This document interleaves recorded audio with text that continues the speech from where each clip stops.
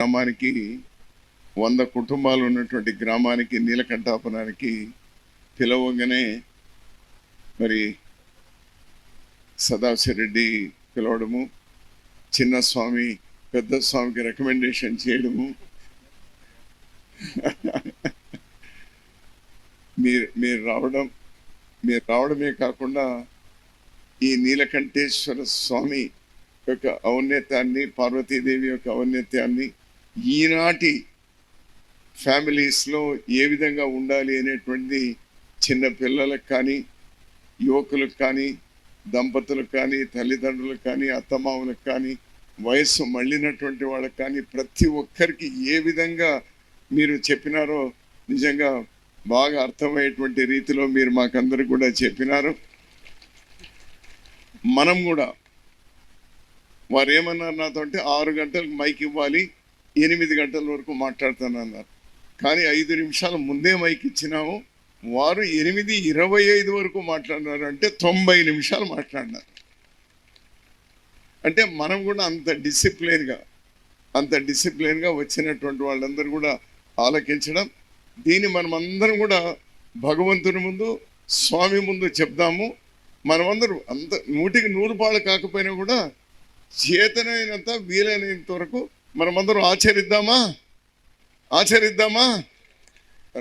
అది దేవుడి ముందు మనం ఇచ్చేటువంటి మాట.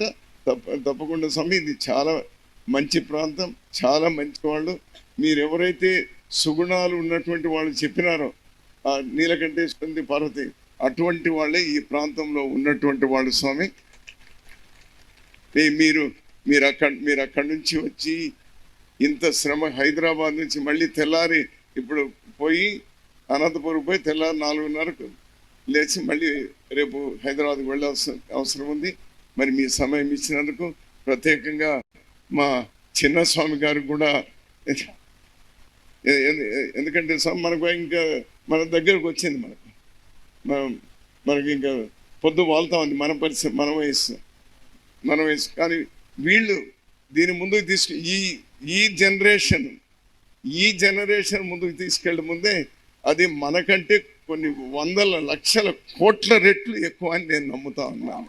ఎందుకంటే ఈరోజు మారుతున్నటువంటి దీనిలో he is really great, really we are proud of him. అతను కూడా మీకంటే ఇంకా ఎక్కువ ఎదుగుతాడు అని నమ్మకం కూడా ఉంది, మీరు సాధించలేదు కూడా ఒకటి సాధించినాడు ఇతను. స్వామి ఉద్యోగాల కోసం ట్రై చేసే కాలేదు, కానీ ఇతను ఏమంటున్నా అంటే అతను ఉద్యోగం రాకపోవడం అదృష్టం అన్నాడు. ఉద్యోగం వచ్చి ఉండింటే మనకి ఈ విధంగా దేశాలంతా కూడా తిరిగి అమెరికా నుంచి నీలకంఠాపురం వరకు ఏ అంతరం లేకుండా మనకందరూ కూడా జ్ఞానోదయం చేసేటువంటి అవకాశాలు ఉండేటువంటివి కాదు అని ఈరోజు అతను ఒక ట్వీట్ చేసినాడు, నేను అది చూసినాను.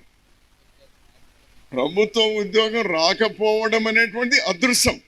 అది వచ్చి ఉంటే మన దగ్గర వచ్చేటువంటి వారు కాదు, ఇది చెప్పేవారు కాదు, గరికపాటి వారు ఎవరో అనుకునేటువంటి వాళ్ళం, ఎంతోమందిలో అతను ఒకరు అనుకునేటువంటి వాళ్ళం.